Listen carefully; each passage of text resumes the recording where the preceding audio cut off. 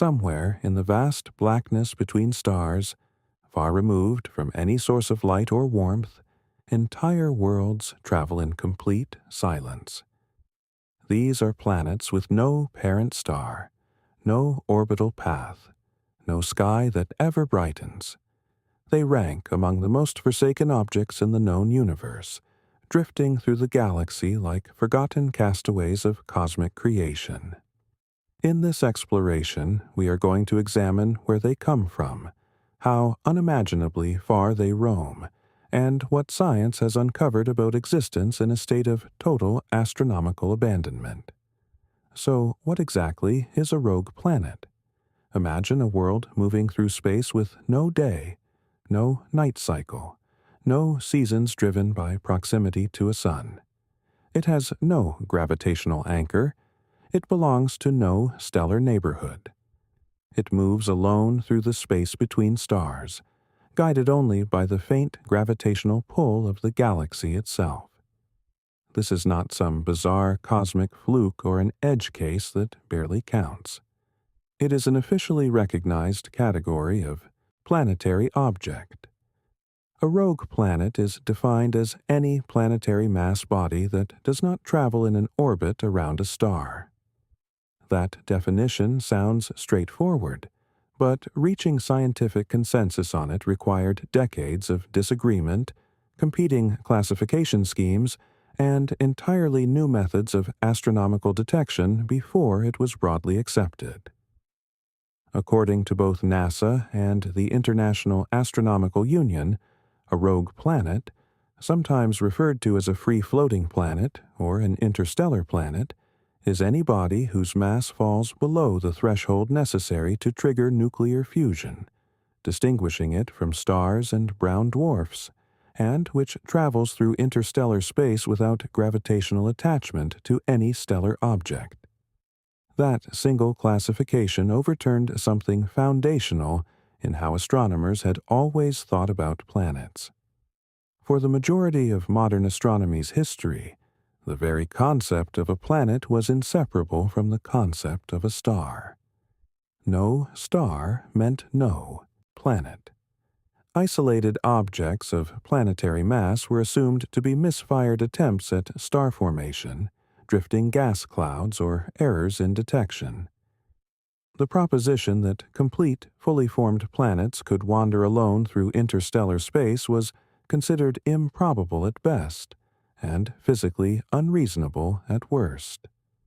That assumption was incorrect, and the evidence that dismantled it turned out to be overwhelming.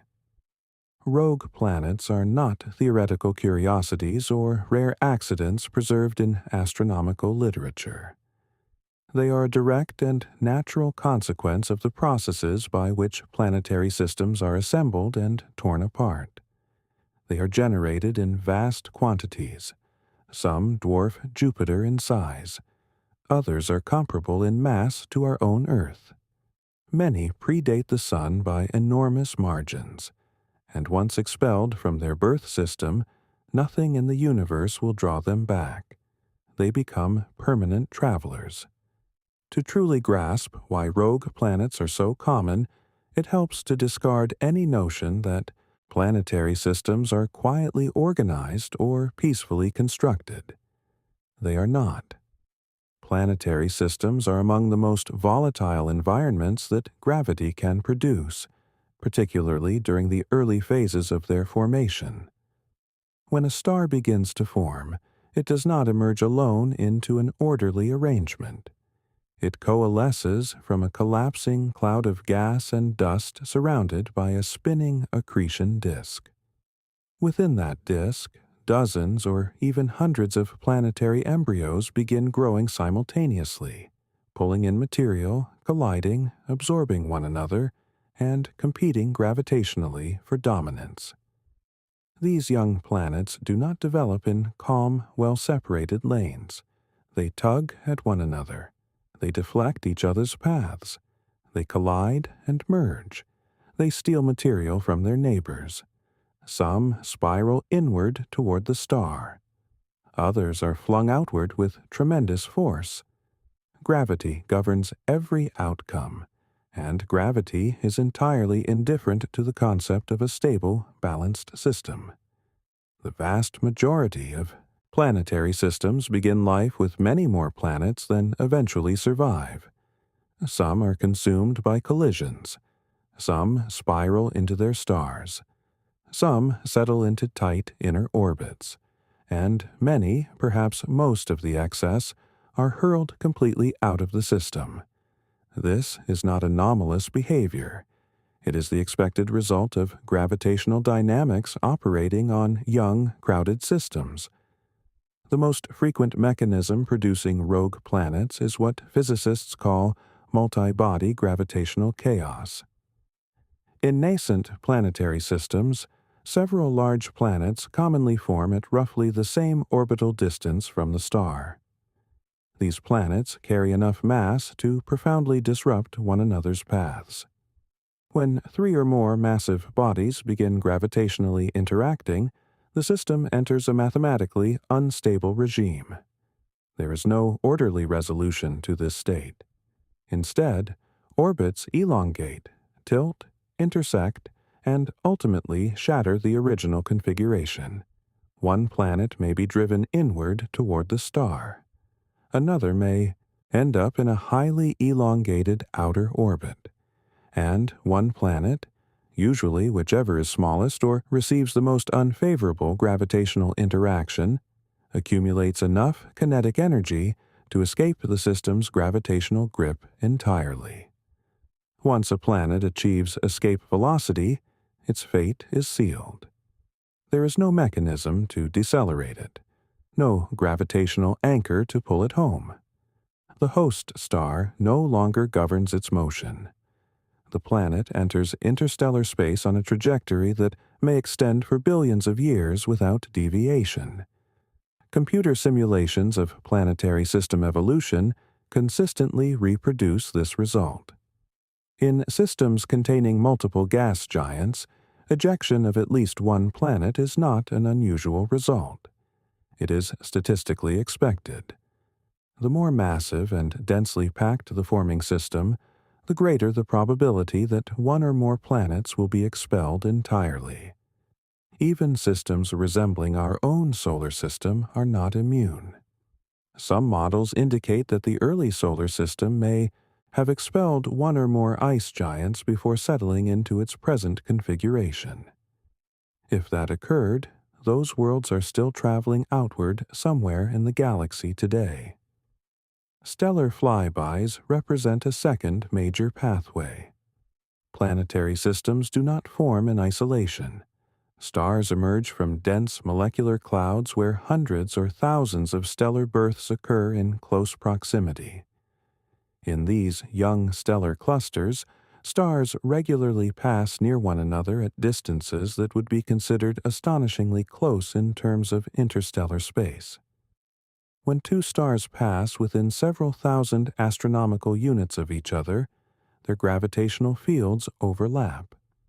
This overlap does not require a dramatic, near-collision scenario to produce severe consequences. A relatively gentle flyby can reshape planetary orbits, pull outer planets away from their star's grip, and in some cases quietly strip a planet away entirely. This effect is most pronounced for planets orbiting at large distances from their host stars, where the gravitational binding energy is already minimal. A passing star does not need to capture the planet directly. It simply needs to disturb the delicate equilibrium just enough for the planet to start drifting outward. Once that drift begins, and the star's pull weakens further with distance, the planet may ultimately reach escape velocity without any single violent event having caused it. Observations of star-forming regions throughout the Milky Way confirm that close stellar encounters were extraordinarily common in the early history of our galaxy. Vast numbers of planetary systems were gravitationally perturbed before they ever reached stability.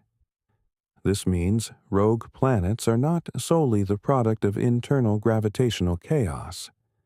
they are equally the casualties of overcrowded stellar birthing environments. Star clusters themselves are not permanent structures. Gravitational interactions among member stars cause clusters to gradually expand and eventually dissolve over millions of years. As clusters disperse, their member stars transition into the broader galactic field, and during this drawn-out dissolution, planetary systems experience wave after wave of external gravitational disturbance. Planets are exchanged between stars.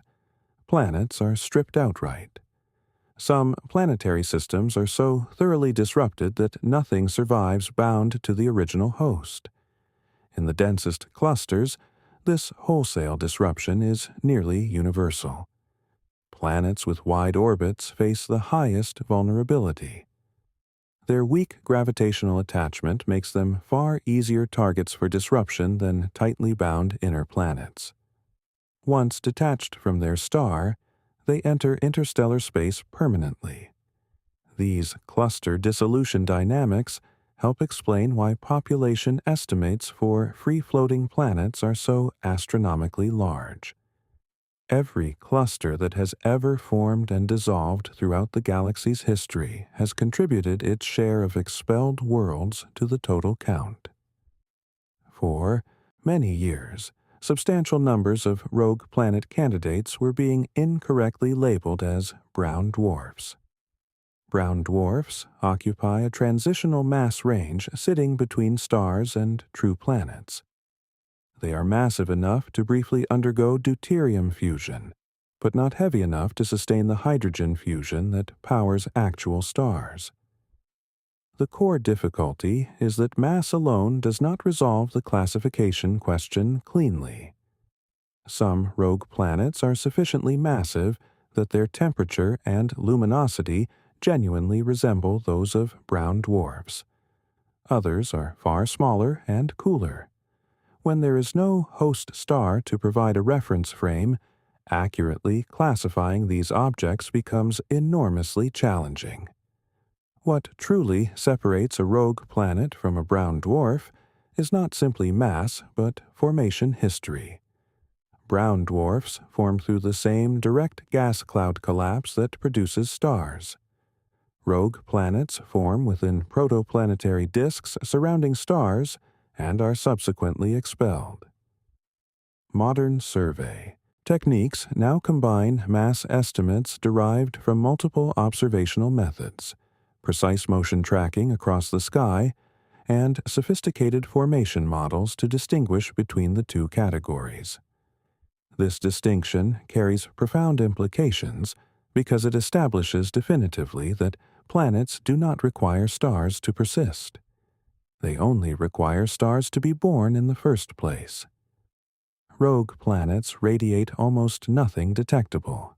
They do not reflect light from any nearby star.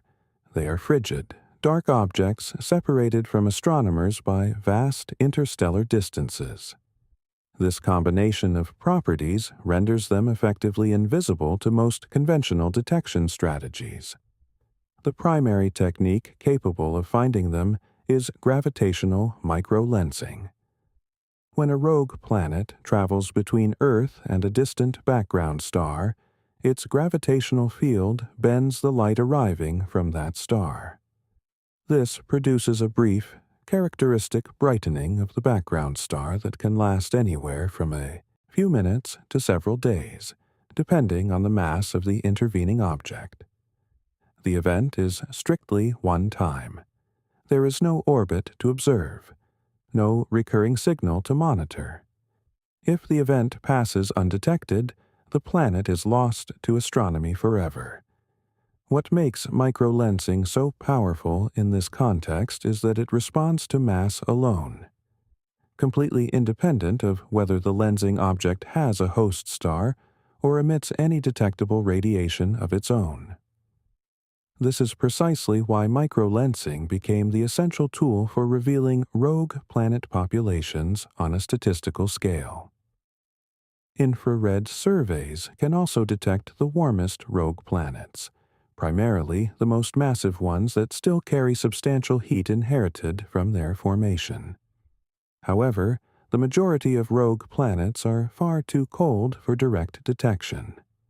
Their presence is instead inferred through statistical analysis of micro-lensing event rates, and those statistics fundamentally reshaped the field. Initial population estimates suggested rogue planets were uncommon. Those estimates were dismantled by the data. Microlensing surveys eventually produced a staggering conclusion. For every star in the Milky Way, there may exist one or more free-floating planets. Certain analyses suggest the ratio might reach 2 or 3 rogue planets per star, implying hundreds of billions of unbound worlds within our galaxy alone. These numbers genuinely shocked the astronomical community. The implication was direct and unavoidable. Planetary ejection is not a minor secondary outcome of system formation. It is one of the dominant processes shaping planetary populations throughout the galaxy. Planet formation produces more planets than gravitational stability can accommodate. The excess is expelled. The universe does not conserve planets. It generates them in surplus and discards what the dynamics of gravity cannot support. This also means that when we gaze at the night sky, the vast majority of planets in the universe are completely invisible to us, drifting through the dark spaces between stars, silently crossing regions we have long assumed to be empty. The existence of Earth-mass rogue planets stands as one of the field's most disorienting discoveries. For a long time, the working assumption was that only massive planets could realistically survive the ejection process. Smaller, lighter planets were expected to be destroyed by collisions, absorbed by other bodies, or torn apart by tidal forces long before accumulating enough velocity to escape. Microlensing data destroyed that assumption. Terrestrial mass planets are being expelled from their home systems too. This means rocky worlds with solid surfaces, internal geological heat, and potentially even primitive atmospheres can exist independently of any star. These are not oddities at the fringe of the known population. They are core members of it. Their internal heat derives from the decay of radioactive isotopes and residual energy from the gravitational compression of their formation. Some theoretical models indicate that sufficiently thick atmospheric layers could trap enough of this internal heat to allow liquid water to persist beneath the surface for extended periods. This is not speculation borrowed from science fiction. It follows directly from well-tested physics. Rogue planets are cold, but cold does not equal geologically dead. Rogue planets serve as unobstructed windows into the true nature of planetary systems. They preserve the imprint of early chaos that well-organized, stable systems have long since erased. They also allow planetary atmospheres and interiors to be studied without the contaminating effects of a nearby star's radiation, winds, or flares. In that sense, they function as pristine, natural laboratories. They also force a fundamental rethinking of what defines a planet in the first place. A planet does not need a star to exist and evolve.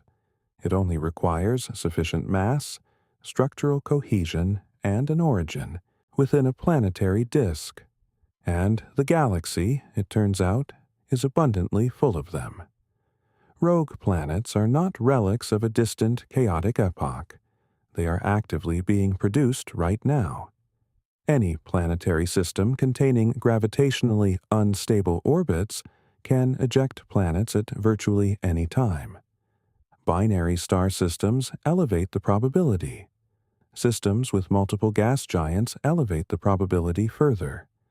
Dense stellar environments compound the risk still more. The Milky Way continuously produces new rogue planets. The count grows every million years. They disperse throughout the galaxy, cutting across spiral arms, passing near forming stellar systems, traveling through regions where entirely new stars and planets are being born.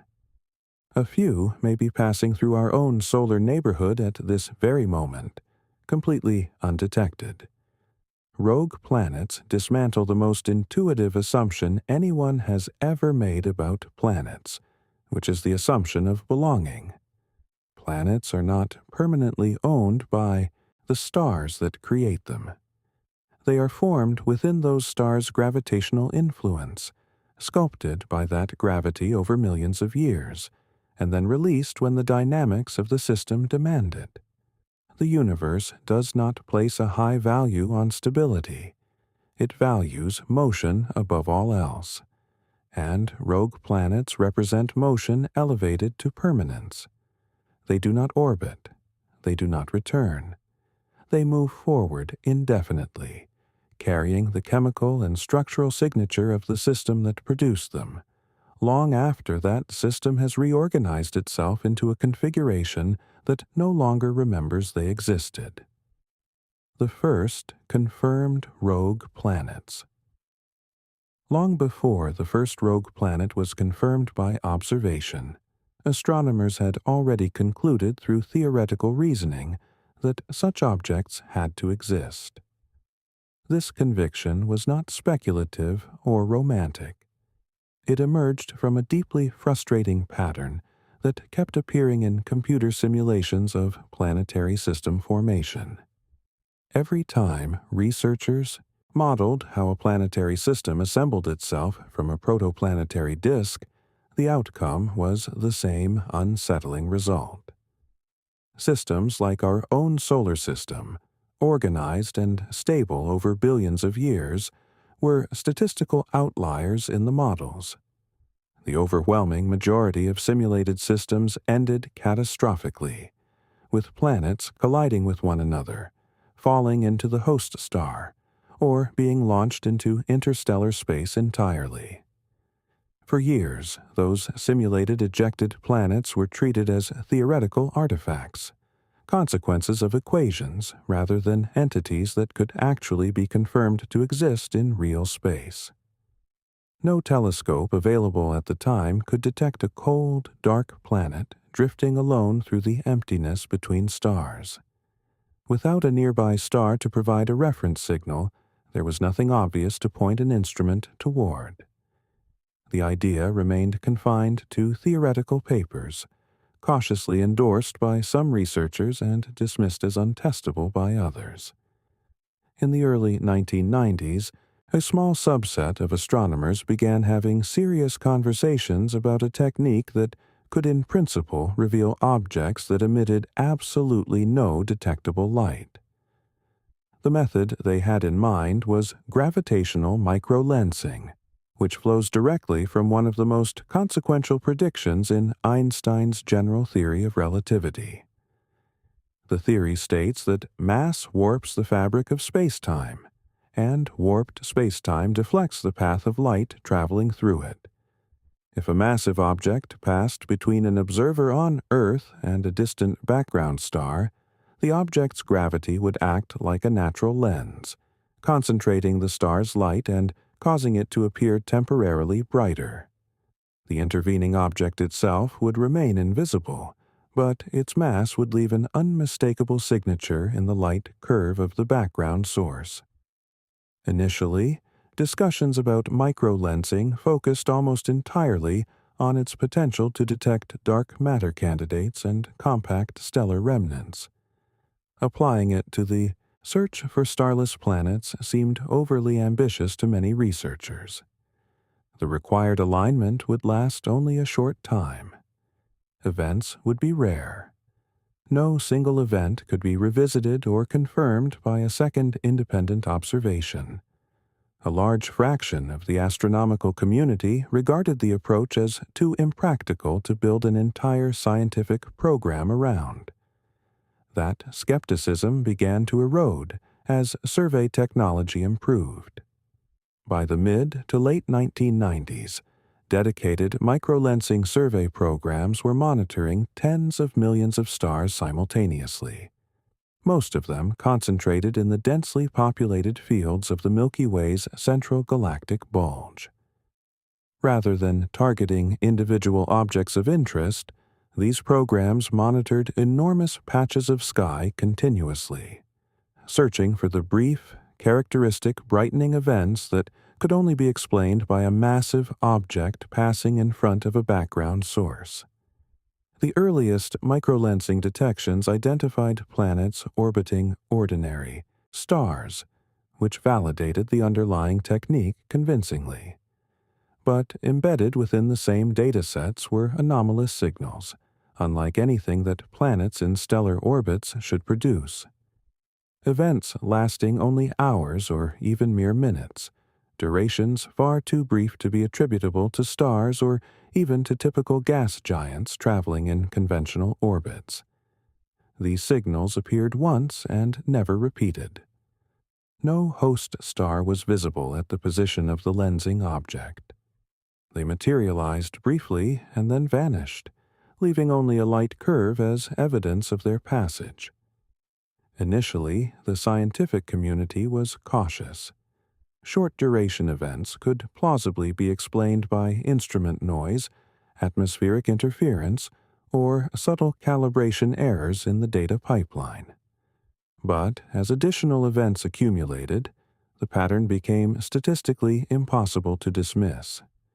The timescales of the anomalous events precisely matched what theoretical models predicted for planetary mass objects traveling freely through interstellar space without any stellar companion.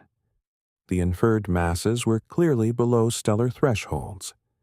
No plausible host star was detectable at any wavelength. The simplest explanation, and ultimately the only explanation consistent with all available evidence, was that these were genuine planets moving through the galaxy entirely on their own. By the opening years of the 2000s, international survey teams working under programs such as OGLE and MOA began publishing research papers that openly discussed the existence of free-floating planetary mass objects. The language in those early papers was deliberately careful. Researchers used phrases like unbound planetary candidates or isolated planetary mass lensing objects rather than committing to the word planet directly. The hesitation stemmed from a classification problem. If a planet no longer required a host star to qualify as a planet, then the entire definitional framework that had underpinned planetary astronomy for a century needed to be reconsidered. But as the number of detected objects grew, the focus of debate shifted. The question was no longer whether such planets existed. It became a question of how many existed and what that number implied about the nature of planetary formation across the galaxy. The pivotal moment arrived when statistical analysis of the accumulating dataset made something unmistakably clear. These brief microlensing events were not rare anomalies. They were appearing regularly, far more frequently than the rarest categories of astrophysical event would predict. When astronomers extrapolated the observed event rate to the full stellar population of the Milky Way, the implied numbers were staggering. The galaxy was not merely producing rogue planets from time to time as an occasional side effect of formation. It was producing them on an industrial scale. Some models suggested the total population of free-floating planets could equal or exceed the total number of stars. This was not an outlier conclusion from a single fringe group. Independent research teams arriving at the problem from different methodological directions consistently converged on similar numbers. This convergence forced a fundamental reorganization of perspective. Rogue planets were no longer classified as lost objects or failed byproducts of formation. They became recognized as a predictable and universal outcome of planetary system evolution. systems routinely manufacture more planets than gravitational stability permits.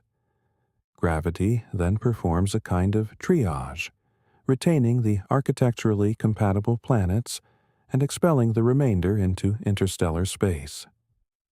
The galaxy was not a neatly curated collection of stellar systems, each surrounded by its orderly family of orbiting worlds. It was saturated with expelled planets, scattered into the space between stars, traveling through regions that no previous model of galactic structure had ever treated as planetary territory. Why we cannot see them, and why microlensing changed everything. The reason rogue planets evaded detection for so long boils down to a simple and unforgiving physical reality. They are essentially invisible. With no nearby star to reflect light from, they produce no visible glow. With no active nuclear fusion generating internal energy, they have no radiation source powerful enough to make them detectable across interstellar distances. The majority of rogue planets exist within a temperature range of only a few dozen degrees above absolute zero. Even the largest gas giants cool rapidly once they have been stripped of stellar heating. After several 100 million years of isolation, they become indistinguishable thermally from the cold vacuum surrounding them. All of the conventional planet detection methods fail completely under these conditions. The transit method depends on a planet periodically blocking a fraction of its host star's light. With no host star, there are no transits to detect. The radial velocity technique depends on a planet's gravitational influence, causing its star to oscillate slightly along the observer's line of sight. With no host star, there is no wobble to measure. Direct imaging is restricted to young, extremely hot planets orbiting very close to bright stars under the most favorable observational conditions. And even then, it remains technically demanding. Rogue planets present none of these observable signatures. They do not broadcast their positions. They do not repeat measurable behaviors. They do not remain stationary long enough to be tracked by conventional means. Gravitational microlensing is entirely indifferent to light output, temperature, or whether an object has a host star. It responds only to mass. This is precisely why it became the tool that finally cracked open the rogue planet problem. When a free-floating planet passes between Earth and a distant background star, its gravitational field deflects the star's light and bends it toward Earth, temporarily amplifying the star's apparent brightness. The resulting light curve is smooth and symmetric, conforming to a precise mathematical template predicted by general relativity. The duration of the brightening encodes the mass of the lensing object. For a star, the brightening lasts weeks or months. For a planetary mass body, it may last only hours. For the smallest Earth mass objects, it can be compressed into a matter of minutes. This direct scaling between mass and event duration is what makes the technique so diagnostically powerful. It was also why early microlensing surveys, which were designed with cadences optimized for detecting stellar lensing events, missed the vast majority of planetary signals. Observations were not being taken frequently enough to capture events that lasted only a fraction of a day. Once survey cadences were upgraded to allow much more rapid monitoring, the short-duration planetary signals began emerging from the noise with startling regularity. There is no possibility of revisiting a microlensing detection. Once the alignment between Earth, the lensing object, and the background star has passed, it is mathematically certain never to repeat in the same configuration. Astronomers cannot gather follow-up observations. They cannot collect spectra or images of the lensing object itself. What they receive is precisely one light curve, from which they extract a duration, a mass estimate, and a distance. That limitation made some scientists uncomfortable in the early years of rogue planet detection, but the cumulative statistical power of a growing data set gradually rendered the discomfort irrelevant. As the number of detections accumulated, confidence in the inferred population grew correspondingly. The statistics were clear and consistent. These were not random noise artifacts or coincidences. They represented a population of real objects, vast in number, traveling through the galaxy in a state of permanent stellar disconnection. As these findings propagated through the scientific community, the tone of discussion began a measurable shift. Research papers abandoned hedging language and started describing these objects plainly as planets. Conference agendas began devoting entire sessions to free-floating worlds. Survey programs were redesigned to optimize sensitivity for the shortest possible microlensing events, targeting the Earth mass population specifically. The scientific media followed quickly. News coverage began describing planets without suns, invisible worlds filling the galaxy, and worlds drifting through the dark spaces that lie between stars. While the language in those headlines was sometimes compressed for simplicity, the underlying scientific message was accurate. The Milky Way was not simply a structured arrangement of stellar systems, each with its private complement of visible planets. It was an environment saturated with planets that could never be photographed because they had no light source to give them away. The conclusion that the galaxy is filled with invisible worlds was not a romanticized exaggeration. It was a straightforward reading of what the accumulated microlensing data showed. Every increase in survey sensitivity revealed more of them. Every improvement in observational cadence confirmed the same pattern. The galaxy was densely populated with planets that no optical telescope could ever directly image. Planets that demonstrated their existence through brief, singular bendings of background starlight, and which then continued their silent, solitary journeys through the interstellar dark, never to be detected again. CFBDS IR 2149-0403, the planet that should not exist. When CFBDSIR 2149-0403 first appeared in observational data, the reaction among the researchers who found it was not excitement or celebration. It was discomfort and confusion. The object presented itself as a cold, dim body moving through space entirely on its own, with no star detectable anywhere in its vicinity. It was found not by a survey specifically hunting for rogue planets, but by a program designed to catalog something entirely different. The Canada-France Brown Dwarf Survey had been constructed to identify brown dwarfs, objects more massive than planets but less massive than true stars. Bodies that radiate faint infrared light from thermal energy left over from their formation, but never ignite the sustained hydrogen fusion that defines stellar objects. Brown dwarfs were what the researchers were looking for. Their expectations were shaped accordingly. CFBDSIR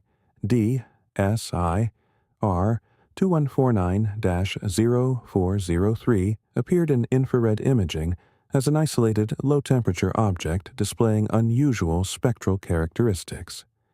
Its light signature indicated methane absorption, a feature commonly associated with extremely cold substellar bodies.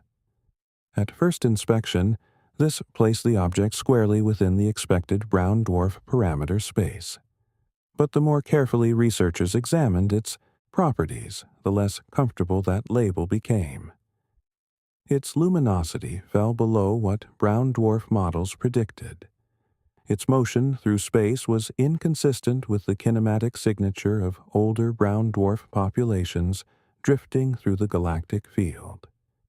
Most critically, its estimated mass landed precisely on the disputed boundary line between the planetary and brown dwarf categories, a region that astronomers had been debating inconclusively for decades.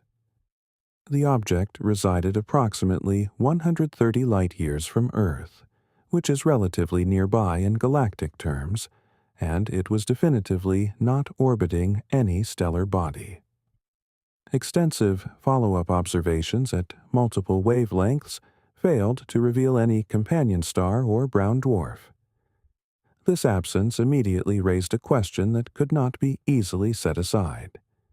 If this object was a brown dwarf, how had it formed in complete isolation, with no surrounding stellar system?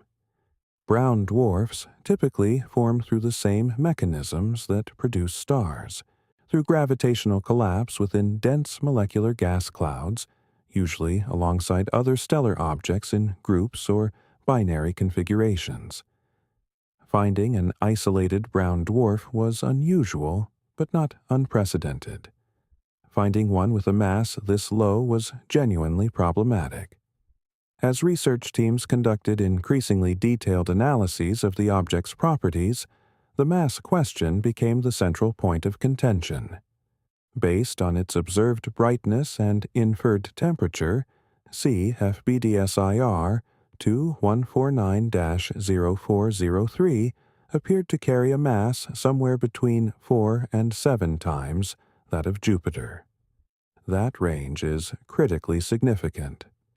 The conventional boundary distinguishing planets from brown dwarfs is drawn at approximately 13 Jupiter masses, a threshold corresponding to the minimum mass required for deuterium fusion. Objects above that threshold can briefly fuse deuterium. Objects below it cannot. See FBDSIR 2149-0403 fell well below the line, placing it in planetary mass territory by this criterion alone. But mass was not the only variable that mattered. Formation history mattered equally, and that was far harder to establish or verify. Did this object condense directly from a gas cloud, the way stars and brown dwarfs form? Or did it accumulate within a protoplanetary disk surrounding a young star and later get expelled through gravitational interactions? Without a host star to serve as an anchor for comparative analysis, directly tracing its origin was impossible. This uncertainty ignited immediate debate in the research community from the moment the discovery was published. Some scientists argued that applying the word planet to this object was scientifically misleading. A planet, in their framing, must by definition form around a star. Others pushed back firmly, observing that formation history is not always reconstructible from available data, and that mass-based and physical property-based criteria were far more practical and consistently applicable. The object's behavior, its atmospheric profile, its thermal signature, and its gravitational characteristics all aligned far more closely with models of isolated giant planets than with brown dwarf remnants. The debate migrated beyond specialist publications. Science journalism picked up the story, and the framing became increasingly direct and provocative. Feature articles asked whether this object truly qualified as a planet or represented something else entirely. Multiple headlines questioned whether the astronomical community had stretched its definitions past the breaking point. The recurring theme, "Is this even a planet?" reflected not a weakness in the scientific evidence, but a genuine fragility in the conceptual frameworks that had long been used to categorize astronomical objects. Why? See FBDSIR 2149-0403 changed the classification framework. A major reason this object attracted such concentrated attention was its temperature profile. Early estimates placed its surface temperature near 400 degrees Celsius, which were later refined to approximately 430 Kelvin, making it one of the coldest free-floating planetary mass objects that had been observationally confirmed up to that point. This temperature regime was far more consistent with young gas giant planets still radiating heat from their formation period than with older, more evolved brown dwarfs, which follow different cooling trajectories over time. Its spectral signature showed clear evidence of water vapor and methane, molecular markers routinely associated with gas giant planetary atmospheres. Size estimates also fell within the range expected for a gas giant planet. Despite its mass, its radius was approximately comparable to Jupiter's, closely matching planetary theoretical models. More evolved brown dwarfs typically contract more significantly than this object had, suggesting a fundamentally different internal thermal and structural history. Its kinematic properties added another significant piece to the emerging picture. Analysis of the object's motion through space indicated that it was likely a member of a young moving group, a gravitationally dispersed but kinematically coherent collection of stars and substellar objects that formed in the same star-forming event, and still share similar velocities and trajectories. If this association could be confirmed, it implied an age somewhere between 50 and 120 million years. That relative youth was important. A young age naturally explained the object's anomalous brightness and temperature without requiring a higher mass. It also strongly supported the interpretation that the object had formed inside a protoplanetary disk around a parent star, and was subsequently expelled, rather than having originated through independent stellar-type collapse. This was the moment when the discussion began to fundamentally shift in character. C. F. B. D. SIR 2149-0403 ceased to be merely an ambiguous brown dwarf candidate and became one of the most compelling cases ever documented for a genuine rogue planet, one with a planetary mass, a planetary scale radius, and atmospheric features characteristic of gas giant planets, existing completely autonomously in interstellar space. The classification debate intensified precisely because this object occupied a territory where existing categories simply stopped functioning usefully. If it qualified as a planet, then planets manifestly did not require stars to persist. If it was classified as a brown dwarf, then brown dwarfs could apparently be lighter and more planet-like in their physical characteristics than previously understood. Either conclusion required that established boundary lines be redrawn. Some researchers proposed that formation pathway should serve as the primary definitional criterion, but this immediately ran into a hard, practical limitation. Formation history is rarely directly observable. It must be reconstructed from indirect evidence, and in many cases the reconstruction remains ambiguous. Other researchers advocated for strictly mass-based definitions, which place this object clearly on the planetary side of any reasonable boundary. This mass-first approach gained growing traction as additional analogous objects were discovered in subsequent surveys. As the catalog of free-floating planetary mass objects expanded, CFBDSIR 2149-0403 transitioned from being an isolated puzzle into being a prototype, an early identified member of a class of objects that was proving to be far more common than anyone had initially anticipated. Each additional detection reinforced the central argument. Planetary mass objects can exist independently of stellar systems, and the universe routinely produces them in conditions that produce no stable planetary orbit. The controversy around this object's classification did not simply dissipate. It actively reshaped how conference discussions were structured, influenced how survey programs reported their results, and put sufficient pressure on organizations like the International Astronomical Union to acknowledge publicly that their existing definitional frameworks were incomplete when applied to objects like this one. The central question was no longer which category this particular object belonged to. The more consequential realization was that the boundary between those categories had never been as stable or well-defined as previously assumed. C, F, B, D, S, I, R, 2, 149-0403 forced the astronomical community to confront a reality that the data no longer permitted them to avoid. Planetary systems eject planets with regularity. Planetary mass bodies populate interstellar space in substantial numbers. And the presence or absence of a host star is a deeply unreliable criterion for determining the physical nature of an individual planetary object. OGLE-2016-BLG-1928, the smallest rogue planet ever detected. OGLE-2016-B LG-1928 arrived in the scientific record without fanfare, without discovery images, without the possibility of any observational follow-up.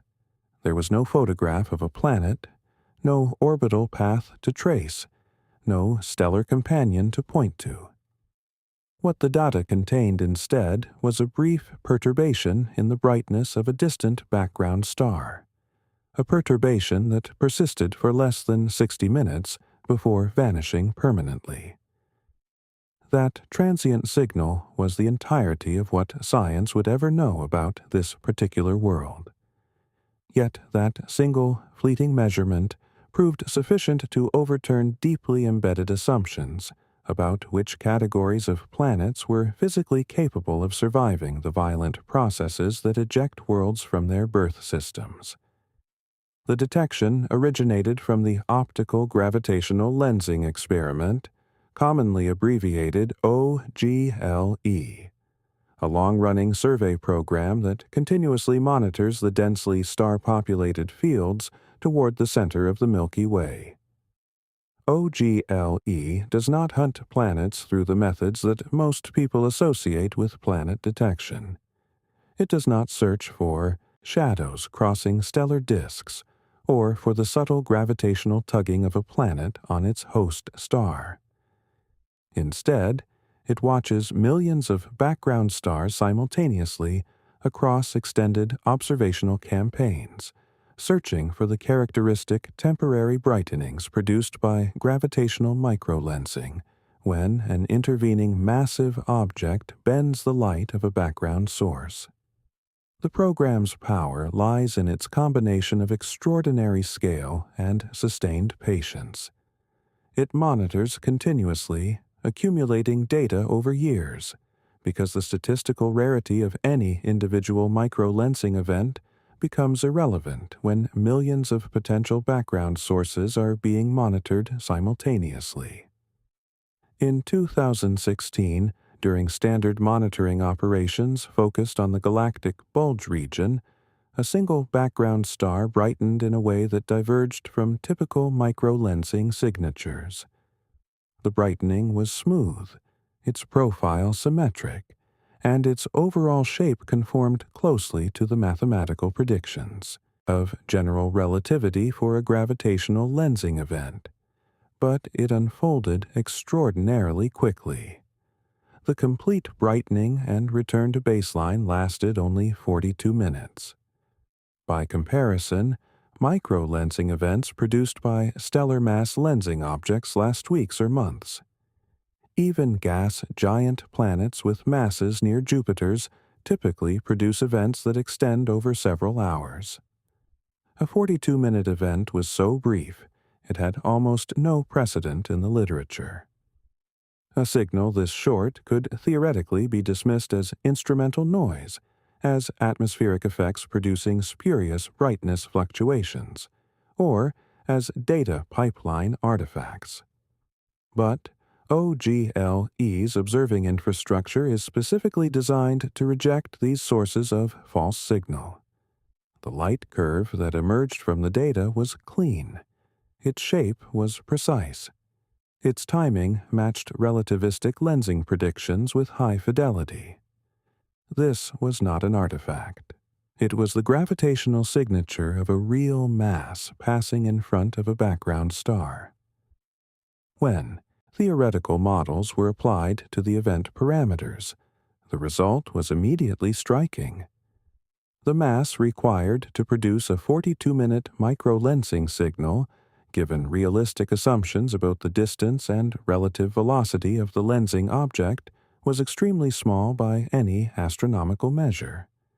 The best-fitting models pointed to an object with a mass comparable to Earth, not a gas giant, not a Neptune analog, not even a super-Earth. An Earth-mass body. More telling still was what was absent from the data. There was no secondary brightening, no asymmetry in the light curve, no distortion that would indicate a more massive companion object nearby.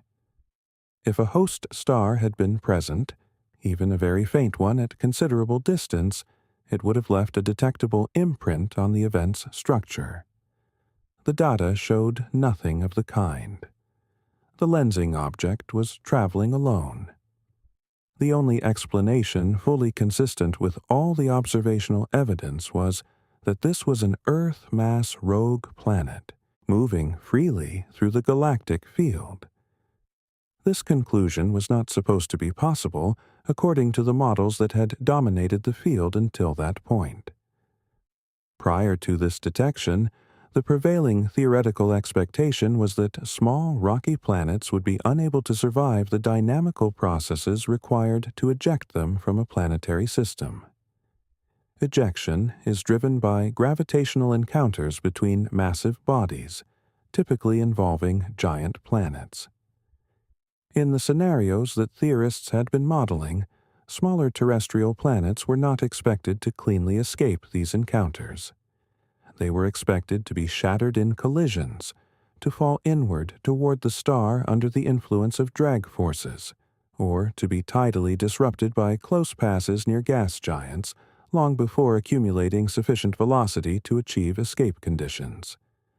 The possibility that an Earth-mass planet could be ejected cleanly, remain structurally intact throughout the process, and then travel independently through interstellar space contradicted the prevailing theoretical picture directly.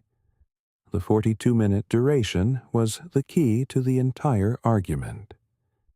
In microlensing analysis, event timescales scale mathematically and without ambiguity with the mass of the lensing object.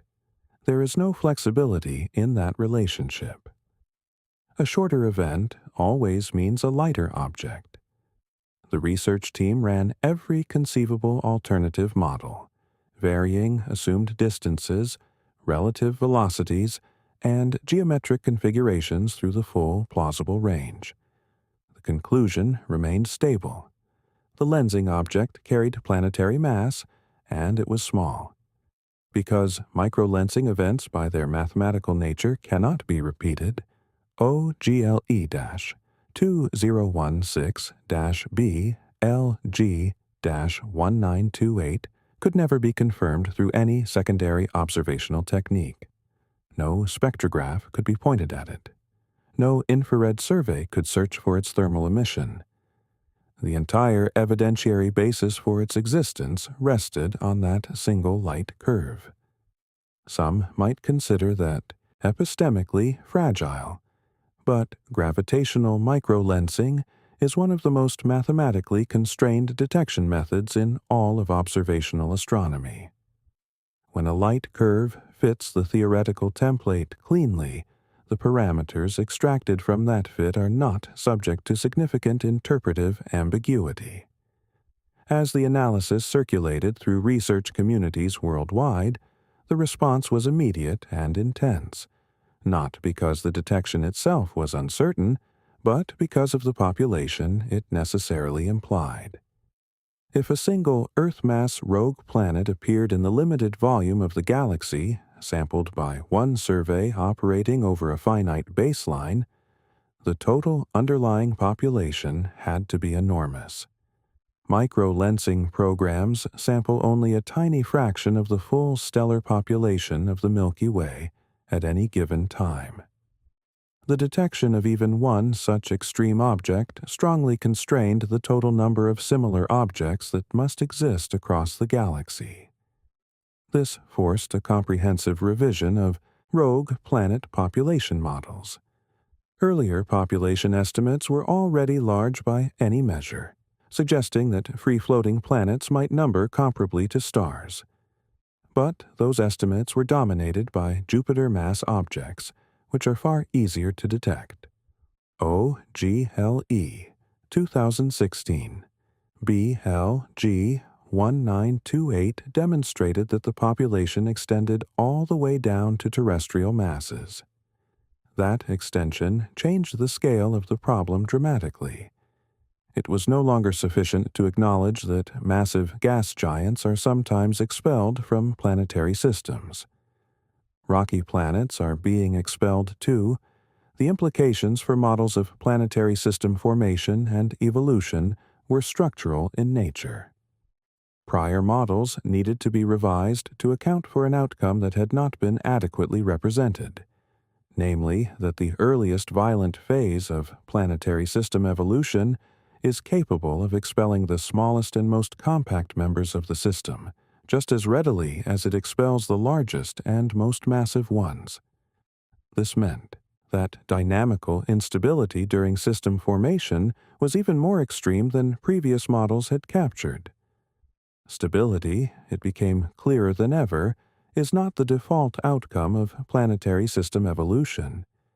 It is a special condition that requires just the right gravitational architecture to maintain.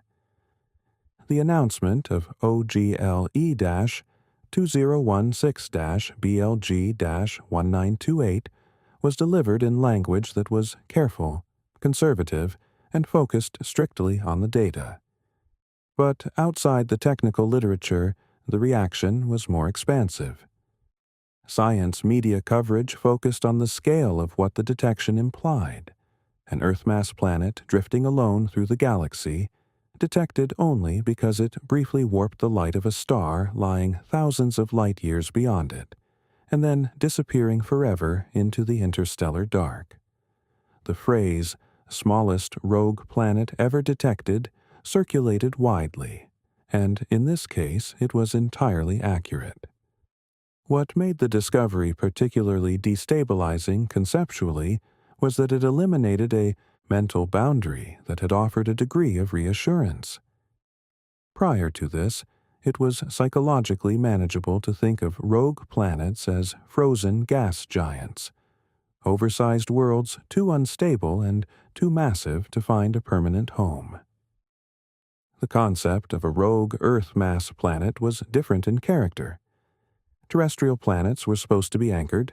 They were supposed to require stable, long-lived systems to form and persist.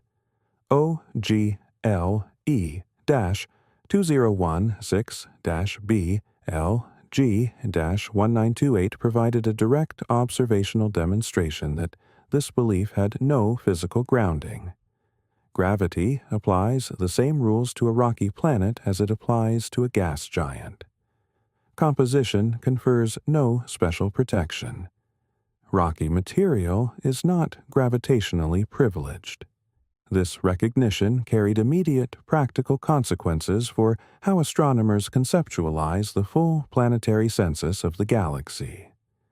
If terrestrial mass planets are being expelled in large numbers, then many planetary systems may lose their inner rocky planets during the violent early period. The planets we observe today in stable configurations around their host stars may be survivors of a selective process, rather than typical representatives of what planetary formation produces. Our own solar system's relatively quiet dynamical state might be genuinely exceptional rather than broadly representative. OGLE-2016-B LG-1928 also intensified interest in future observational capabilities. If ground-based surveys operating with the cadence available at the time could capture a 42-minute microlensing event essentially by chance. Space-based observatories with continuous uninterrupted sky coverage would be capable of detecting many such events systematically. This single detection effectively served as proof of concept for an observational program that had not yet been constructed, demonstrating that even the smallest rogue planets leave physically measurable traces in the light of background stars, if the instruments are sensitive enough, and the monitoring is sufficiently continuous. The detection could not answer questions about the planet's composition, atmospheric state, internal structure, or history. Microlensing provides none of that information. What it provided instead was something more foundational. It proved observationally that Earth-mass planets can and do exist independently of stellar systems, not as rare anomalies at the extreme tail of a distribution, but as members of a population that is shaped by the same gravitational instability processes that operate across all planetary systems in the galaxy. There was also a deeper implication, one that unsettled many researchers on a more fundamental level. If Earth-mass rogue planets are sufficiently common to be detectable in the limited sample of the current survey programs, then the galaxy harbors vast quantities of rocky worlds traveling through interstellar space without any connection to a host star. They are not habitable in any conventional sense, but critically, they are also not destroyed. They endure.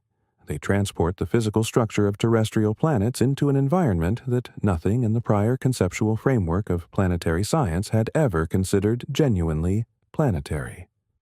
OGLE-2016-BLG-1928 did not create a new category of object. It revealed that a known category extended far further than anyone had recognized. The lower boundary of the rogue planet mass distribution dropped from gas giant scales to Earth scales in a single 42-minute light curve.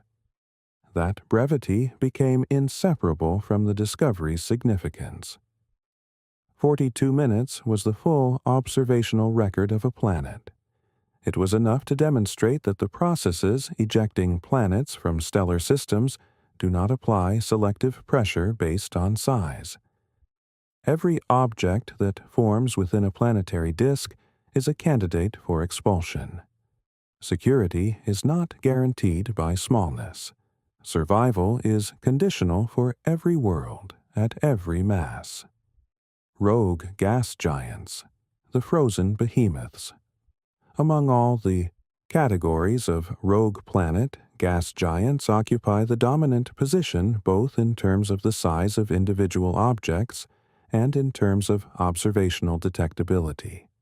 When astronomers discuss free-floating worlds in detail, the objects they are most frequently describing are Jupiter-class or super-Jupiter bodies moving through the interstellar medium without any stellar host.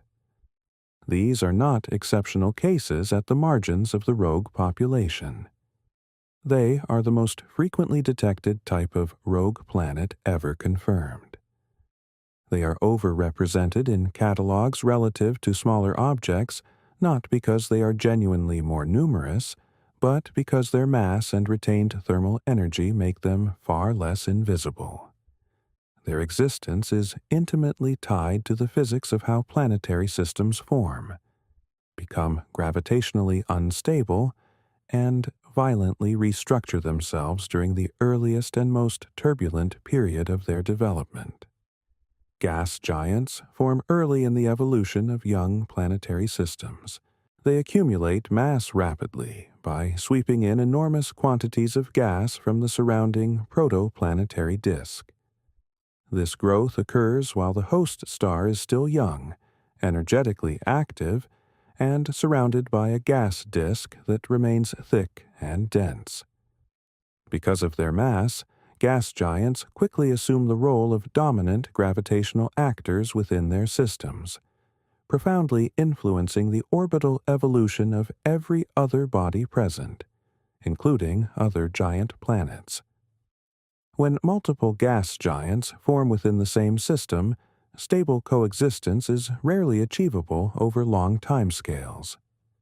Their gravitational influence on one another is too strong, and small perturbations compound quickly into large orbital deviations. A single close gravitational encounter between two giant planets can stretch and tilt both of their orbits, send one of them spiraling inward toward the star, and fling the other outward on a trajectory that carries it beyond the system's gravitational boundary. In many planetary systems, this process concludes with at least one gas giant being completely expelled into interstellar space. When a Jupiter-mass planet is launched out of its home system, it does not lose its fundamental identity as a planet. Its mass is unchanged. Its atmospheric composition is preserved. Its internal structure remains intact. What changes is its energy source. Disconnected from stellar radiation, the planet embarks on a slow cooling process whose timescale extends into the billions of years. Unlike rocky planets, which begin their existence at relatively low temperatures, gas giants form under conditions of extreme gravitational compression, which generates enormous amounts of internal thermal energy during the accretion process. This heat is retained within the planet's deep interior, insulated by thick layers of hydrogen and helium gas, and it escapes only slowly over geological timescales. This is why gas giants ejected from their home systems are not immediately invisible. Even in isolation, they emit faint infrared radiation, the residual signature of their formation energy. Young rogue gas giants can radiate intensely enough to be detected across dozens or even hundreds of light years. As they age, their infrared output diminishes, but it never reaches zero within any time frame relevant to the current age of the universe. The cooling process obeys predictable physical laws. More massive objects cool more slowly because their greater internal energy reservoir takes longer to dissipate through their outer layers. Superjupiters, with masses several times that of Jupiter, can retain detectably elevated temperatures far longer than objects near Jupiter's own mass. This is precisely why the majority of directly imaged rogue planets identified so far belong to the gas giant class. They are large, they remain warm enough to emit detectable infrared radiation for extended periods, and their spectra reveal the thick hydrogen-helium-dominated atmospheres that are the signature of gas giant composition. Atmospheric measurements of these objects show methane, water vapor, and carbon-bearing molecules in quantities broadly similar to gas giants that remain in stellar orbits. The difference between starbound and rogue gas giants is not primarily compositional. It is environmental. Rogue gas giants exist in a state of near-total isolation, exposed only to the faint background radiation of the galaxy, with no stellar energy input to drive photochemical reactions or maintain any diurnal heating cycle. Their surface temperatures span a wide range. The youngest and most recently ejected rogue gas giants can still be hundreds of degrees Kelvin. Those that have been drifting for billions of years have cooled to temperatures comparable to the most frigid environments on Earth, or colder. In the most extreme cases, atmospheric gases condense into exotic cloud layers. Methane ice, ammonia compounds, and condensed water form cloud decks that migrate slowly through the planet's atmosphere, driven upward by heat rising from the interior rather than by external solar heating. Despite the word frozen that sometimes appears in descriptions of these worlds, rogue gas giants are not physically inert. In their deepest interior layers, pressures reach extremes that force hydrogen into metallic states with properties utterly unlike the hydrogen that exists under any conditions available on Earth. Convective currents continue transporting heat from the interior toward the surface. Magnetic fields generated by the movement of electrically conductive material deep within the planet may still operate, though without any interacting stellar environment to produce observable magnetospheric phenomena. These internal processes do not require a star. They are driven entirely by the physical conditions locked within the planet at the time of its formation. The scientific value of rogue gas giants is substantial precisely because their isolation eliminates the confounding effects that make atmospheric measurements of starbound exoplanets so challenging. When a planet orbits a star, the star's radiation, its variable activity, its flares and stellar wind all contaminate observations in ways that are difficult or impossible to fully separate from genuine planetary signals. Rogue gas giants suffer none of this contamination. The light arriving at any instrument looking at a rogue gas giant comes solely from the planet itself, making measurements far cleaner and more directly interpretable. For this reason, rogue gas giants have become the priority targets for infrared survey telescopes. The faint emission they produce peaks in the mid-infrared portion of the electromagnetic spectrum, essentially invisible to conventional optical telescopes but detectable by instruments specifically designed for infrared observation. Wide-field infrared surveys that repeatedly scan large areas of sky have identified dozens of isolated planetary mass objects, many of which were initially labeled brown dwarf candidates, before improved mass measurements and spectral analyses allowed them to be reclassified as planetary mass rogue objects. Super-Jupiter rogue planets are of particular interest in this population. With masses several times that of Jupiter, they sit just below the deuterium burning threshold. They are massive enough to produce strong gravitational lensing signatures, to retain heat for very long periods, and to generate infrared emission bright enough to be detected at greater distances than smaller rogue objects. Their detection rates are elevated not because they are more abundant, but because they are more conspicuous against the cold background of interstellar space. These very massive rogue gas giants almost certainly originate from planetary systems that underwent the most extreme gravitational instabilities. Forming a super-Jupiter requires a protoplanetary disk of exceptional mass and a period of rapid gas accretion. Such disks frequently produce multiple supermassive planets simultaneously. When several such planets interact gravitationally in a young system, the outcome is rarely stable. The resulting dynamical chaos can expel one or more of these giants into interstellar space carrying enormous amounts of mass. Once ejected, these planets follow long, essentially straight trajectories through the galaxy. They are no longer governed by any stellar orbit. Their paths are set by the velocity vector they carried at the instant of ejection, and they maintain that trajectory over immense timescales. Over millions of years, they drift far from their formation environment. Over billions of years, they become thoroughly dispersed throughout the galactic disk. Crossing spiral arms, moving through star-forming regions where entirely new planetary systems are assembling, and occasionally passing within detectable proximity to other stellar systems without any gravitational interaction, significant enough to alter their course. The idea that such massive, physically substantial planets could exist in interstellar space in such quantities was not universally accepted when it was first proposed. Early models of planetary system evolution systematically underestimated the efficiency of gas giant ejection. They assumed that planetary systems would reach stable configurations relatively quickly, and that their final architectures would closely resemble what was observed in surveys.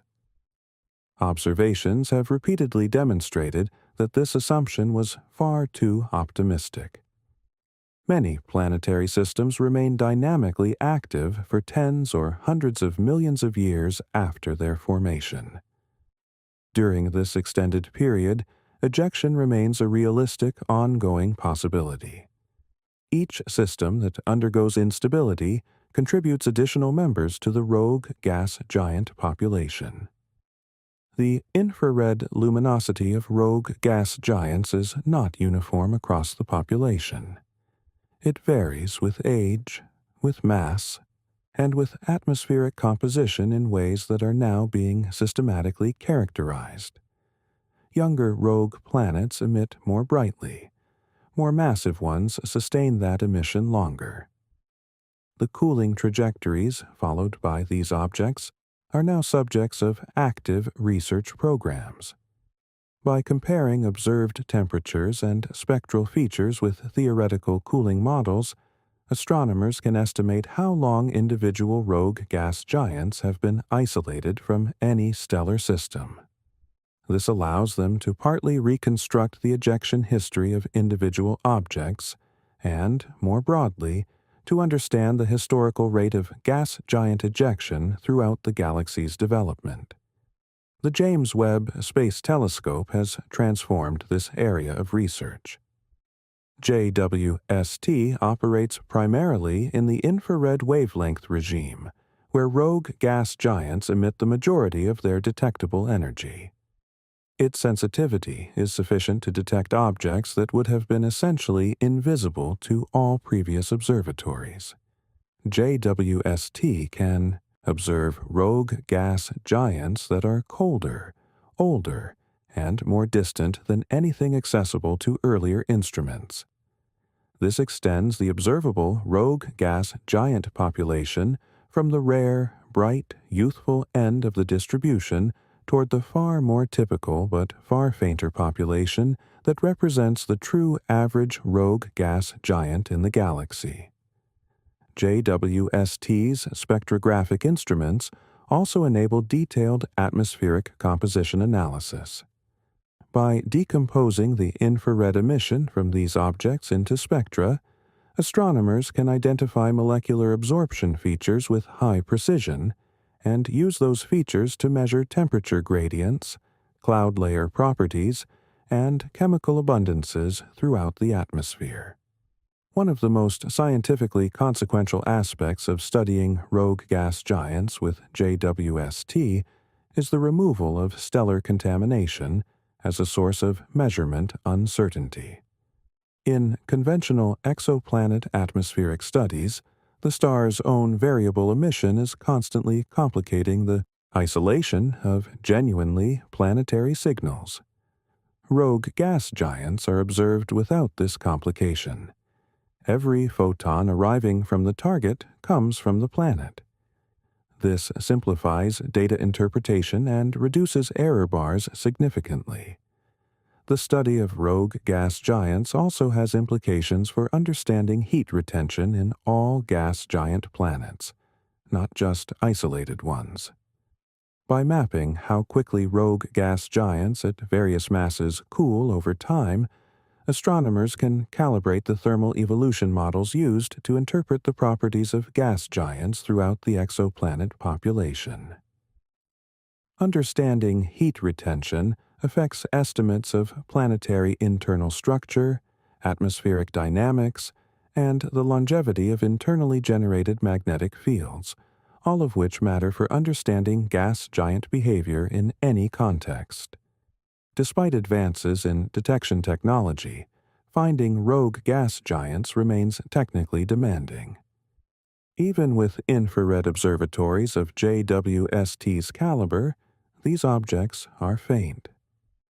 Survey programs must repeatedly scan large areas of sky and compare images taken at different epochs to identify objects that are moving relative to background stars. This proper motion detection is a key discriminator. Objects that share the motion of background stars are likely far-field sources. Objects that drift noticeably across multiple epochs are nearby and potentially planetary. This analysis is slow, requiring sustained observational investment spread over years. As surveys continue to improve, the known population of rogue gas giants grows steadily. Each addition to the catalog reinforces the statistical picture that emerged from the earliest microlensing surveys. These objects are abundant. Their formation is a natural and common outcome of gas giant growth in environments that are inherently gravitationally unstable. Their persistence as individually identifiable objects over billions of years is a consequence of the extraordinary thermal insulation provided by their thick, hydrogen-dominated atmospheres. What makes them especially striking to contemplate is not simply their scale, it is their endurance. Even in the coldest, most isolated regions of interstellar space, far from any stellar energy source, they continue to radiate faintly, powered entirely by processes that were set in motion during their formation. They carry that primordial energy across interstellar distances, and they do it not with light visible to any human eye but with faint infrared signatures that modern instruments are only now capable of consistently detecting.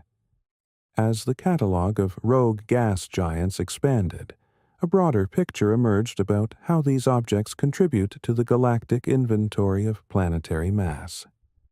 Jupiter-class and super-Jupiter rogue planets together carry substantial quantities of baryonic mass. When the contributions of all rogue gas giants across the Milky Way are aggregated, their combined mass becomes relevant to calculations of galactic structure and matter distribution. These planets do not shine like stars, but gravity does not require light as a prerequisite. Every rogue gas giant contributes to the total mass budget of the galaxy, altering how matter is distributed through the disk and the halo. The longevity of their infrared detectability also turns them into historical records. Since cooling rates are governed by mass, age, and composition in predictable ways, measuring an observed temperature and comparing it to theoretical cooling curves provides an estimate of how long the object has been drifting in isolation. Rogue gas giants become a distributed archive of ejection events, encoding information about when and how violently planetary systems shed their surplus members across the history of the galaxy. Convective heat transport within these isolated atmospheres creates observable complexity. Without external stellar heating to establish a dominant day-side-night-side temperature gradient, internal convection drives atmospheric dynamics entirely from below. The result is atmospheric behavior that differs qualitatively from the behavior seen in closely orbiting gas giants. Temperature variations across the atmosphere are global, slow, and symmetric, governed by deep interior processes rather than by the position of a distant star. Spectral analysis of these objects encodes this complexity.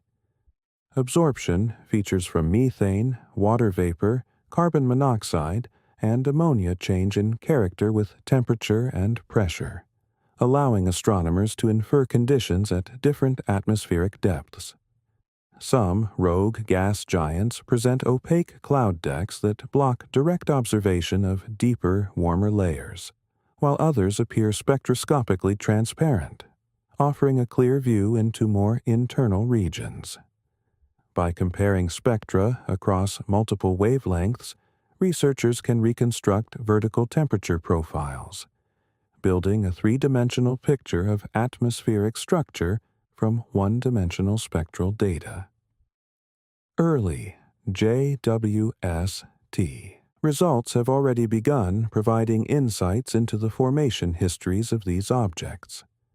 The ratio of carbon to oxygen in a gas giant atmosphere carries information about the disk chemistry at the location where the planet formed. Gas giants that formed within protoplanetary disks inherit chemical signatures specific to those disks. Objects that formed through direct stellar-type collapse would show different chemical fingerprints. Early spectroscopic analyses of rogue gas giants by JWST predominantly favor disk origin formation scenarios, strengthening the scientific case that these are genuine ejected planets rather than failed stellar objects. Future missions, specifically designed for deep infrared surveys and microlensing programs, will extend observational reach further, detecting cooler, older, and lower-mass rogue gas giants that remain currently inaccessible. The ultimate goal of these programs is a complete and statistically robust census of the rogue gas giant population, spanning the full range of masses and ages. Such a census would constrain models of planetary formation efficiency, ejection rates, and the long-term dynamical history of planetary systems throughout the Milky Way. Rogue gas giants remain in the literal sense frozen, receiving no warmth from any stellar source. But they are not passive. They are active planetary objects carrying within them the chemical, thermal, and structural records of their formation and ejection, radiating faintly across interstellar distances, and encoding in that faint emission the history of the systems that were unable to keep them. Internal heat that never completely fades. When the scientific community first began treating rogue planets as genuine physical worlds, rather than definitional edge cases or failed stellar objects. The dominant assumption about their nature was stark and simple.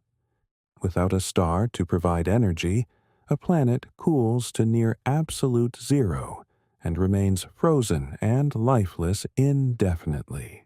That assumption collapsed relatively quickly once researchers began examining the underlying physics, because planets do not depend entirely on external stellar energy for their internal warmth.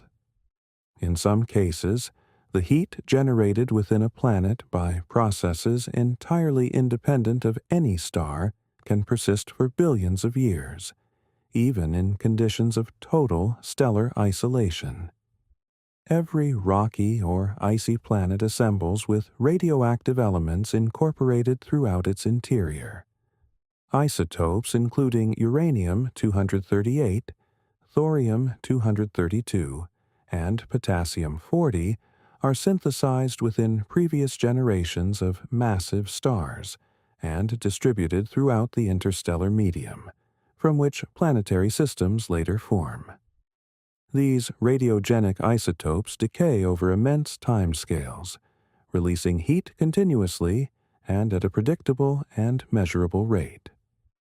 Uranium-238 has a half-life exceeding 4 billion years.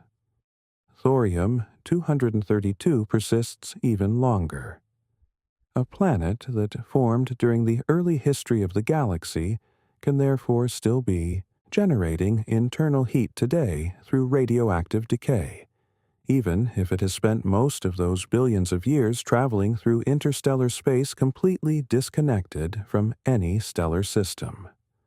For rogue planets, this radiogenic heat source is qualitatively more significant than it is for planets orbiting stars. On Earth, radioactive decay contributes only a fraction of the planet's total heat budget, because solar irradiation dominates the surface energy balance overwhelmingly. On a rogue planet with no stellar irradiation present, radioactive decay becomes the primary source of long-term internal energy. That heat rises upward through the mantle via slow convective transport, eventually reaching the lower crust and whatever surface layer exists above. This heat flux is extremely weak compared to solar irradiation, but weak is not the same as zero.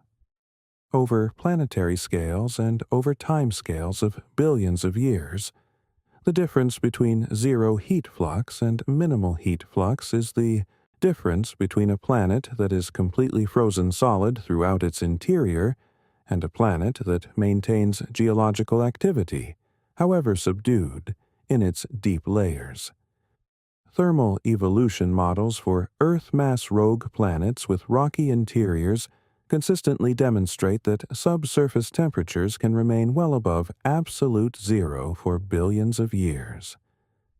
The outermost surface layers would be extraordinarily cold, but temperature rises with depth faster than the surface conditions would suggest. A few kilometers beneath the surface, conditions could be dramatically warmer than anything a remote observatory could infer from surface measurements alone. Ice layers covering the surface would act as thermal insulation, slowing the outward escape of heat in the same way that thick glacial ice on Earth reduces the rate of heat loss from the bedrock beneath. The thicker the ice layer, the more effective the insulation and the more slowly the interior cools. This was the point at which earlier theoretical assumptions about rogue planets broke down most visibly.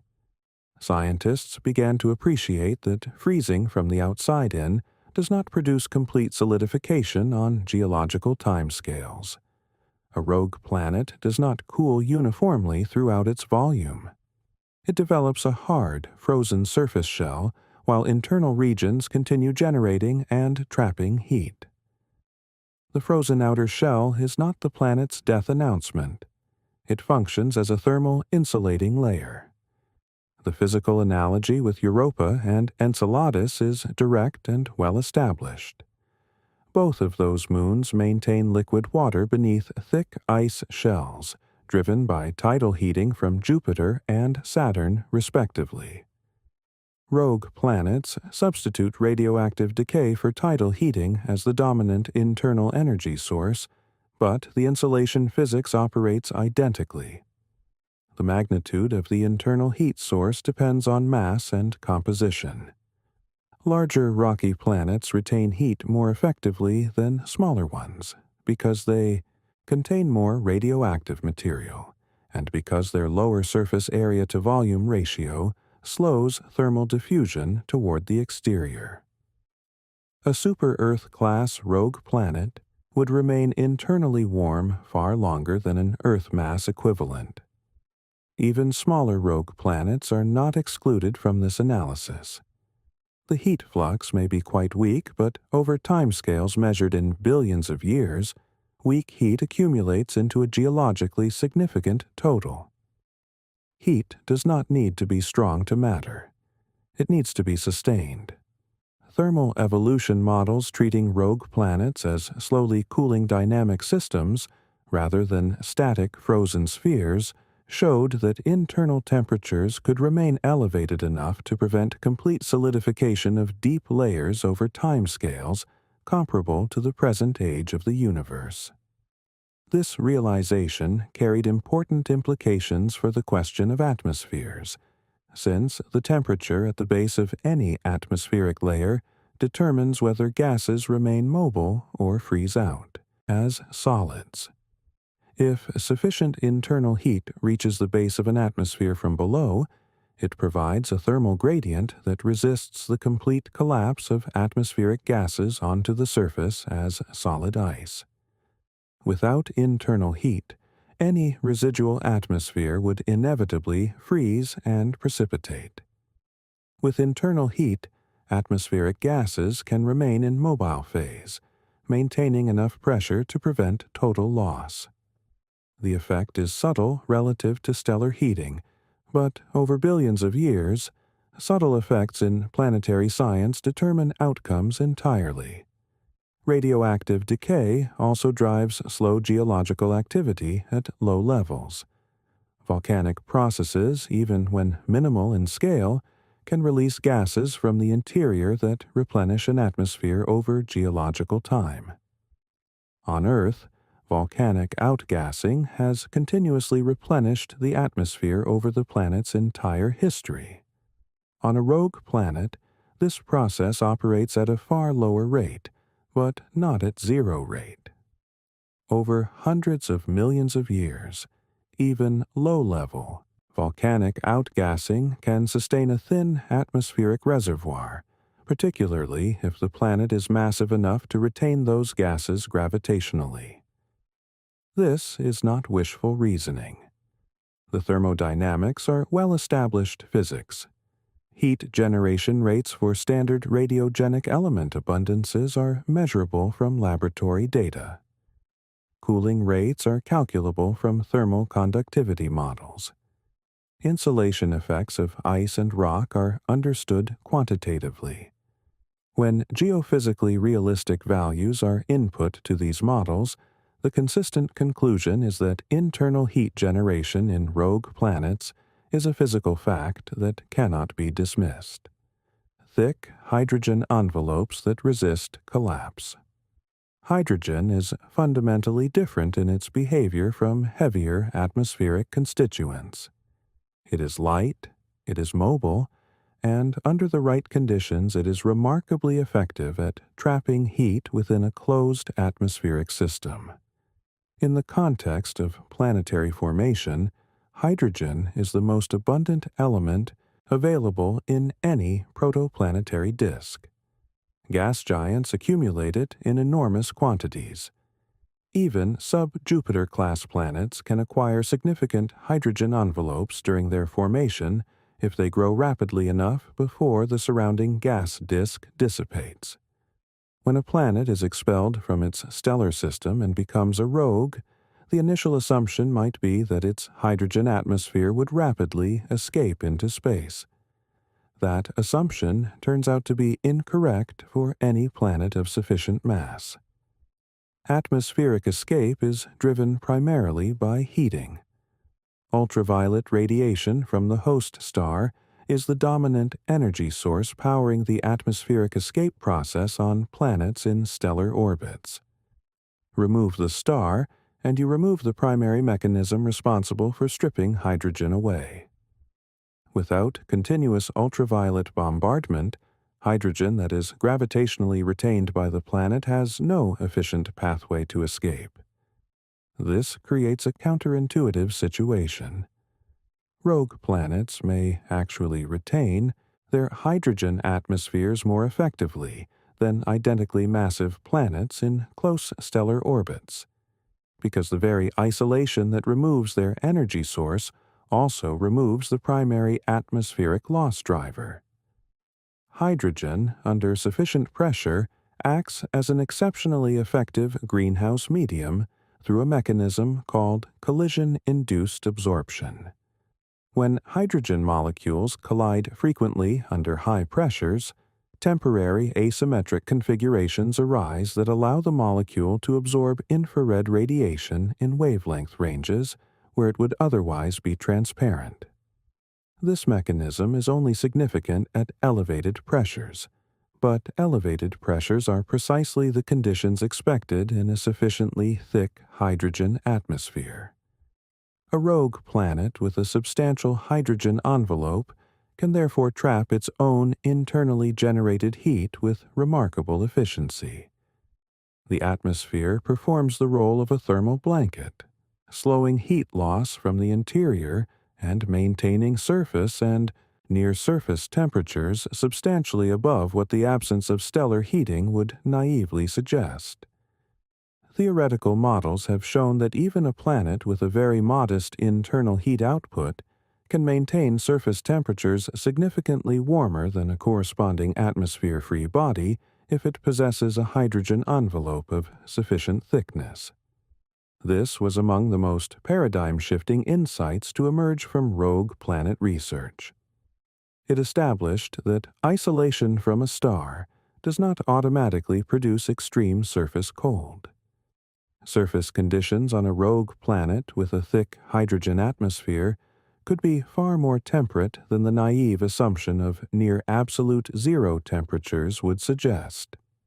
Depending on atmospheric thickness and internal heat output, surface temperatures on some rogue planets might approach those found on icy moons of the outer solar system, or even exceed them in some configurations.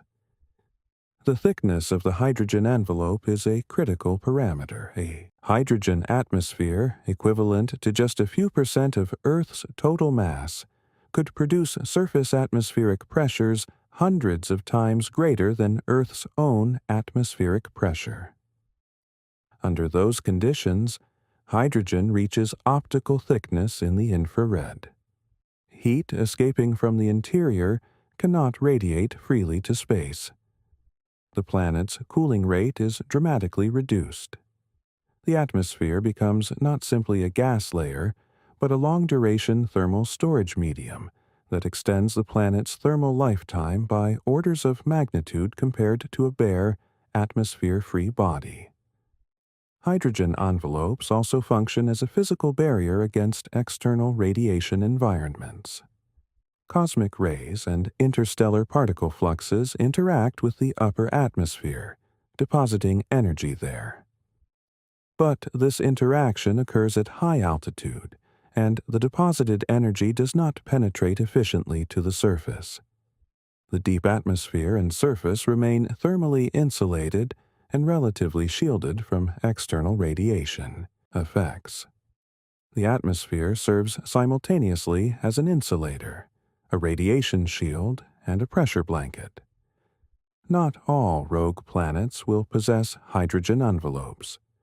Smaller rocky planets likely lost the majority of any primordial hydrogen they acquired during formation before ejection occurred, unless they formed unusually rapidly or are anomalously massive for their class.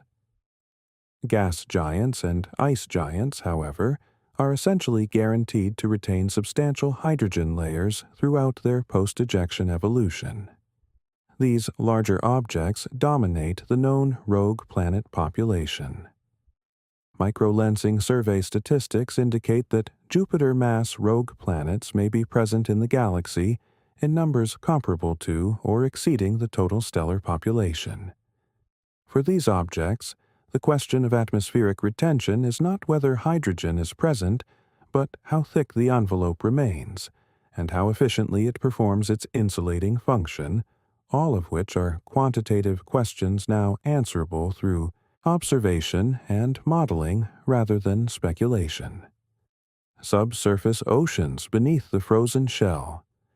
Rogue planets are not simply cold, inert spheres wandering in permanent stasis through interstellar space.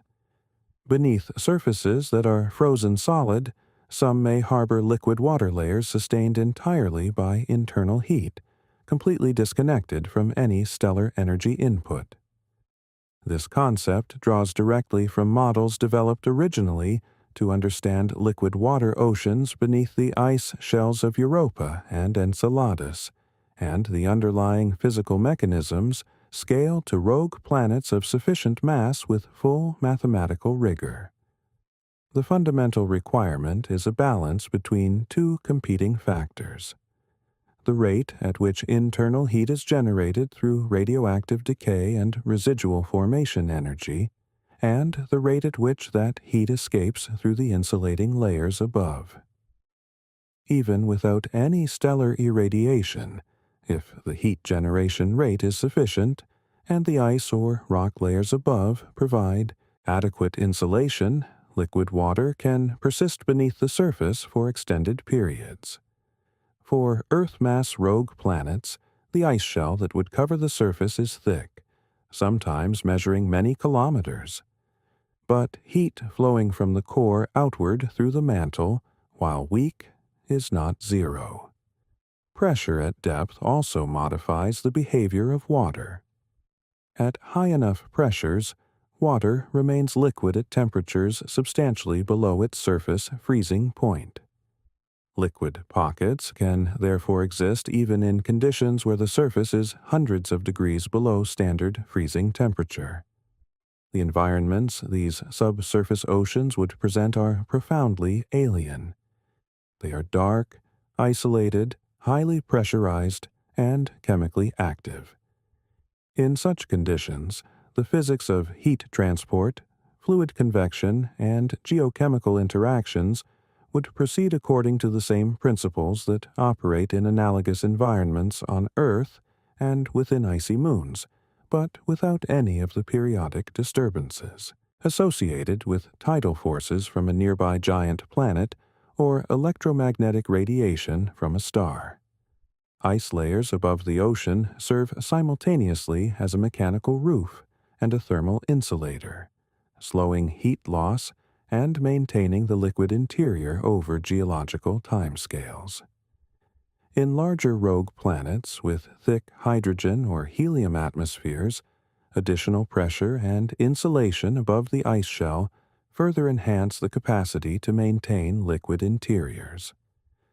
The physical structure of such a rogue planet would be layered, progressing from a dense metallic or rocky core at the center outward through a convecting mantle region into a liquid ocean layer, through an increasingly solid ice layer, and finally to a frozen surface in contact with the interstellar environment above. Each layer's thickness would reflect the planet's total mass, its initial composition, its age, and the abundance of radiogenic elements it formed with. The possibility of subsurface oceans within rogue planets has consequences that extend beyond purely physical characterization. These environments would be chemically active.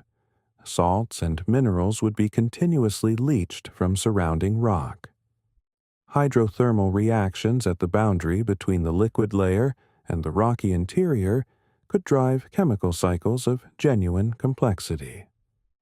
Whether any of that chemical activity could produce or sustain biological processes is a deeply uncertain question, but the physical and chemical prerequisites for interesting chemistry are clearly present. Future missions aimed at extending infrared survey capabilities and precision spectroscopy of rogue planet atmospheres will help constrain these models. Thermal emission measurements can reveal heat fluxes from planetary surfaces, providing indirect evidence for subsurface activity. Atmospheric spectroscopy can identify molecular species that might be produced by internal geological processes and transported upward through the atmosphere. While direct confirmation of subsurface liquid water on a rogue planet lies well beyond the capabilities of any near-term observational facility, the theoretical framework predicting their existence rests on solid, tested physics, and the observational evidence constraining that framework continues to accumulate. Isolation while still orbiting a star. Ultra-wide orbit planets occupy a category that generates a persistent sense of conceptual contradiction. They are not rogue planets. They maintain gravitational attachment to a host star. Yet, in terms of their physical environment, their thermal regime, the nature of their atmosphere, and the character of their evolutionary history, they experience conditions indistinguishable from those of worlds that orbit no star at all. These are planets so extraordinarily distant from their parent stars that the classical concept of a planetary system loses descriptive accuracy when applied to their situation. Their orbits extend so far that the host star is reduced to little more than a slightly bright point in a sky, otherwise indistinguishable from the starless interstellar environment. Astronomers characterize ultra-wide orbit planets as planetary mass objects, maintaining gravitational association with a star at separations typically exceeding several hundred astronomical units, often extending into the thousands. One astronomical unit represents the Earth-Sun distance. Neptune, the outermost major planet of the solar system, orbits at approximately 30 astronomical units. The Kuiper belt thins out near 50 astronomical units. The theoretical inner boundary of the Oort cloud begins at tens of thousands of astronomical units.